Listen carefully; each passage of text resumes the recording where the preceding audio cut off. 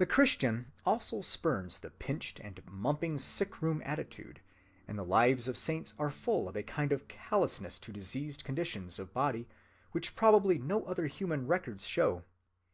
But whereas the merely moralistic spurning takes an effort of volition, the Christian spurning is the result of the excitement of a higher kind of emotion, in the presence of which no exertion of volition is required.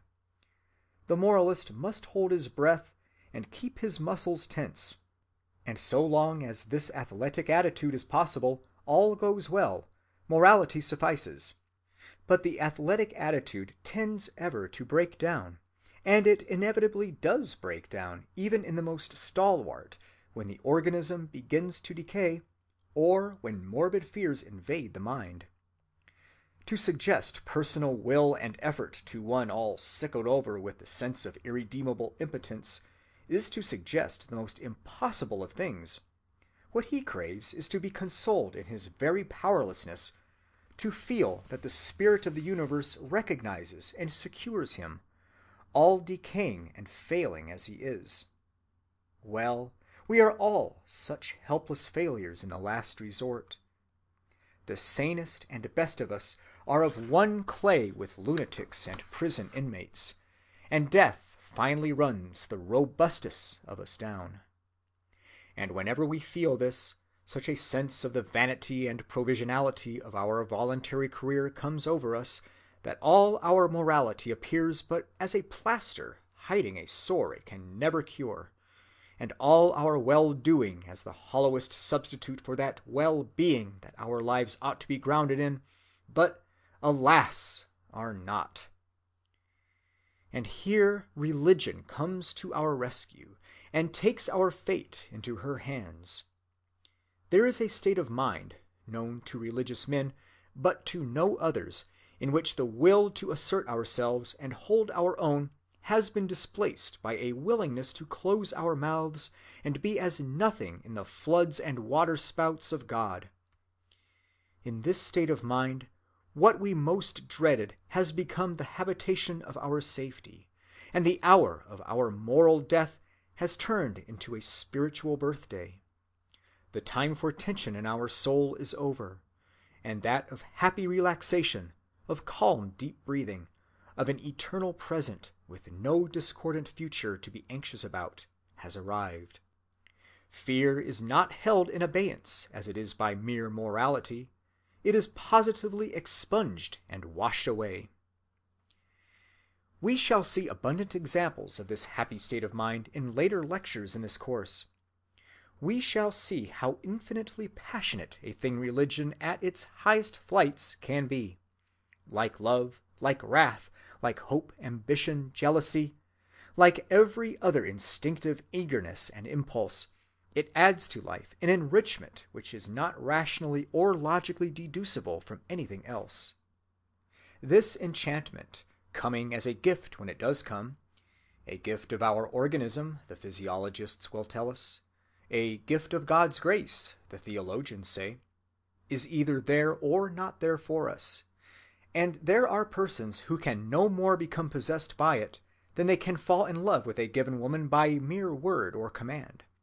Religious feeling is thus an absolute addition to the subject's range of life. It gives him a new sphere of power. When the outward battle is lost and the outer world disowns him, it redeems and vivifies an interior world which otherwise would be an empty waste. If religion is to mean anything definite for us, it seems to me that we ought to take it as meaning this added dimension of emotion, this enthusiastic temper of espousal, in regions where morality, strictly so called, can at best but bow its head and acquiesce.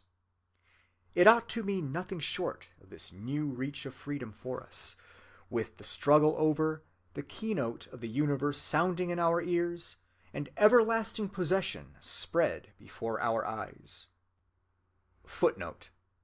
Once more, there are plenty of men, constitutionally somber men, in whose religious life this rapturousness is lacking. They are religious in the wider sense, yet in this acutest of all senses they are not so, and it is religion in the acutest sense that I wish, without disputing about words, to study first, so as to get at its typical differentia. End footnote. This sort of happiness in the absolute and everlasting is what we find nowhere but in religion. It is parted off from all mere animal happiness, all mere enjoyment of the present, by that element of solemnity of which I have already made so much account. Solemnity is a hard thing to define abstractly, but certain of its marks are patent enough. A solemn state of mind is never crude or simple. It seems to contain a certain measure of its own opposite in solution. A solemn joy preserves a sort of bitter in its sweetness. A solemn sorrow is one to which we intimately consent.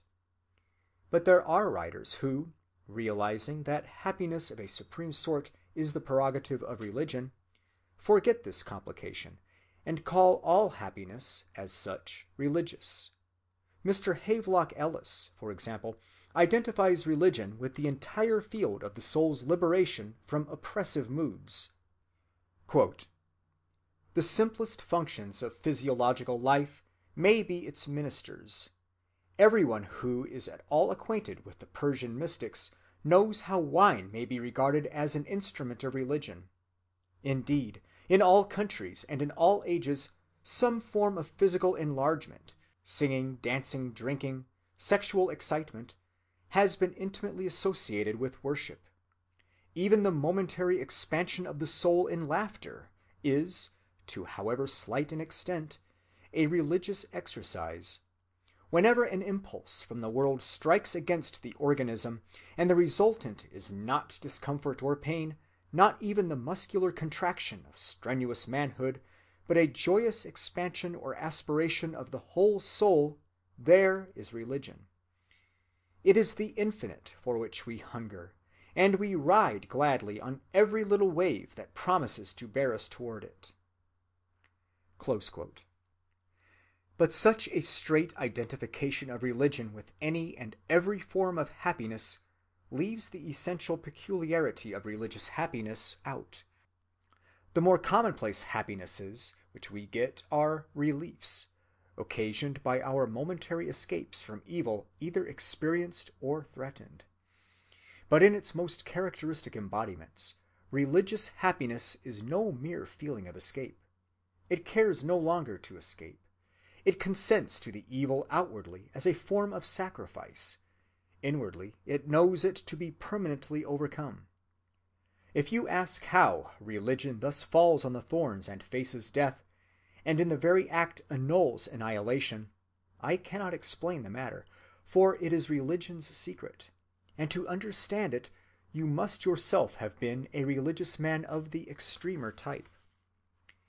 In our future examples, even of the simplest and healthiest-minded type of religious consciousness, we shall find this complex sacrificial constitution, in which a higher happiness holds a lower unhappiness in check.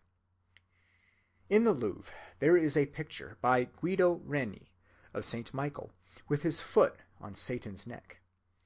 The richness of the picture is in large part due to the fiend's figure being there. The richness of its allegorical meaning also is due to his being there. That is, the world is all the richer for having a devil in it, so long as we keep our foot upon his neck. In the religious consciousness, that is just the position in which the fiend, the negative or tragic principle, is found, and for that very reason the religious consciousness is so rich from the emotional point of view. We shall see how in certain men and women it takes on a monstrously ascetic form. There are saints who have literally fed on the negative principle, on humiliation and privation, and the thought of suffering and death, their souls growing in happiness just in proportion as their outward state grows more intolerable. No other emotion than religious emotion can bring a man to this peculiar pass.